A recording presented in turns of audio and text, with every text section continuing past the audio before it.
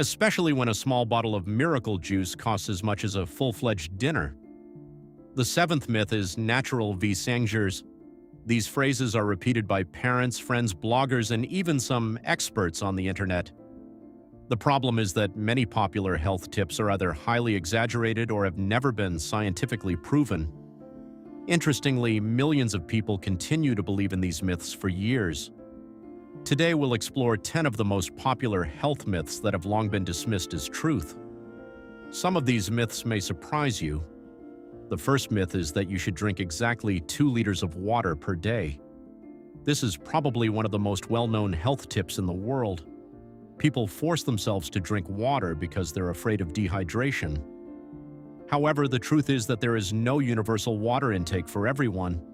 The amount of water depends on various factors such as a person's weight, temperature, physical activity, diet, sweating levels, and even the climate. For example, someone who spends all day at home needs less water than an athlete who trains in the heat during the summer.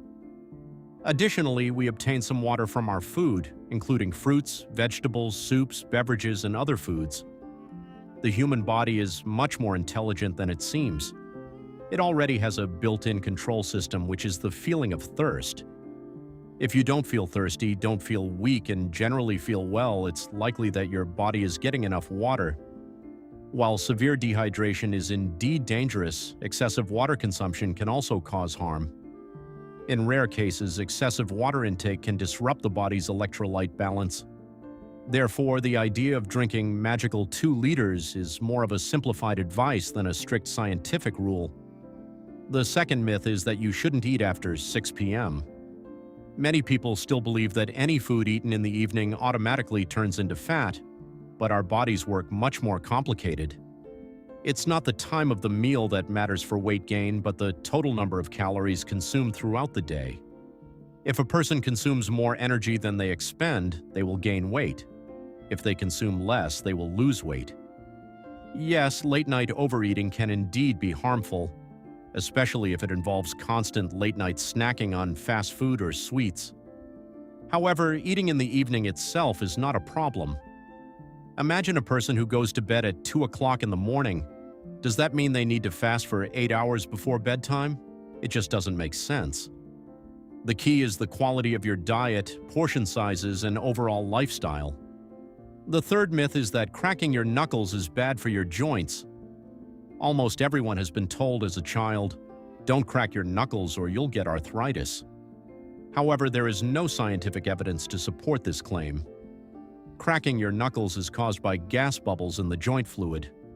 When the joint stretches, the pressure changes and the bubbles burst, resulting in the characteristic sound. Yes, it may annoy others, but cracking your knuckles does not damage your joints. In fact, a doctor conducted an unusual experiment where he cracked his knuckles on only one hand for decades. As a result, there was little to no significant difference between the joints, although the sound still annoyed those around him. The fourth myth is that more vitamins are better. The supplement industry is now making huge profits. People are purchasing dozens of supplements, including vitamin D, magnesium, zinc, iron, omega-3, collagen, and more. It seems like the more supplements a person takes, the healthier they are. But this is not the case.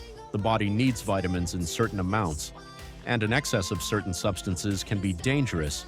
For example, too much vitamin A can damage the liver. Excess iron can negatively affect internal organs. Even vitamin D can cause problems if consumed in excess. This is why doctors usually recommend getting tested first before taking supplements. It is especially dangerous to self-medicate after following advice from the internet. The fifth myth is that fat is always harmful. Many people still fear all types of fat and choose products labeled 0% fat. However, our bodies need fat. The human brain is approximately 60% fat. Healthy fats are involved in the functioning of hormones, the nervous system, the heart, and the skin.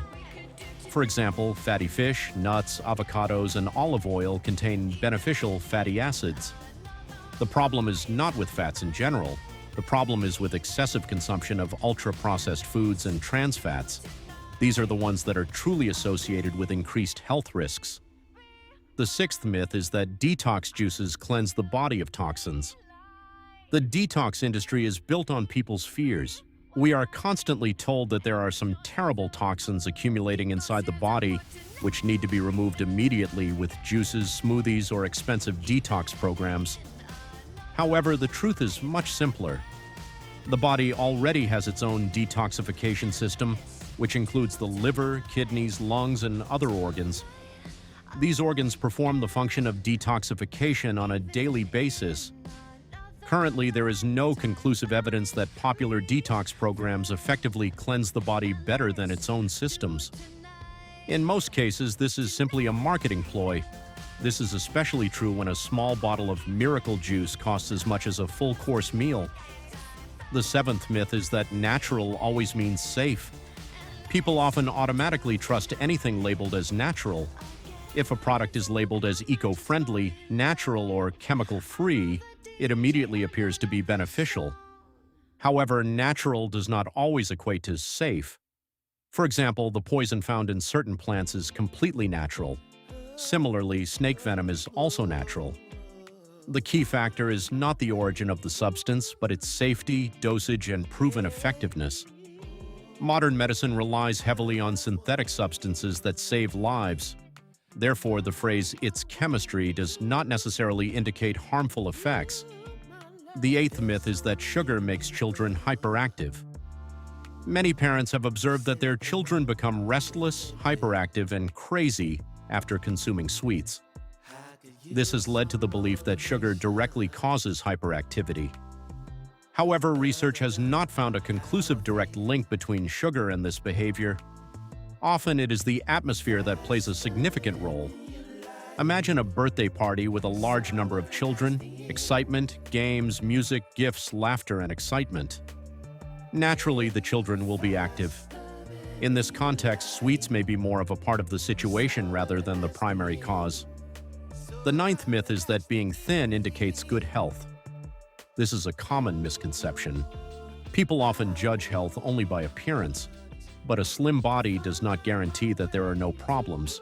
Even thin people can have high sugar, high cholesterol, heart disease, visceral fat, and bad tests. Sometimes a seemingly slim person leads an extremely unhealthy lifestyle, little movement, poor sleep, fast food, and constant stress. Therefore, health is not just a number on the scale, and the last myth is that the more you sweat, the faster you lose weight.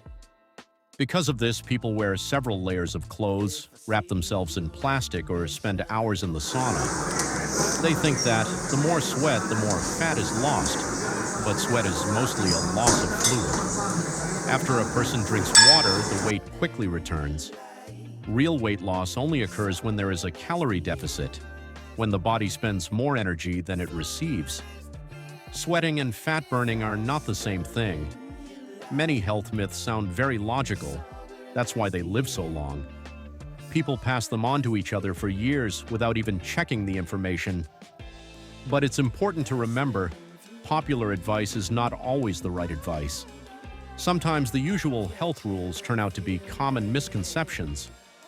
Therefore, it's always helpful to use critical thinking and look at scientific data rather than just relying on loud statements on the internet. Write in the comments, which of these myths have you believed in for the longest time?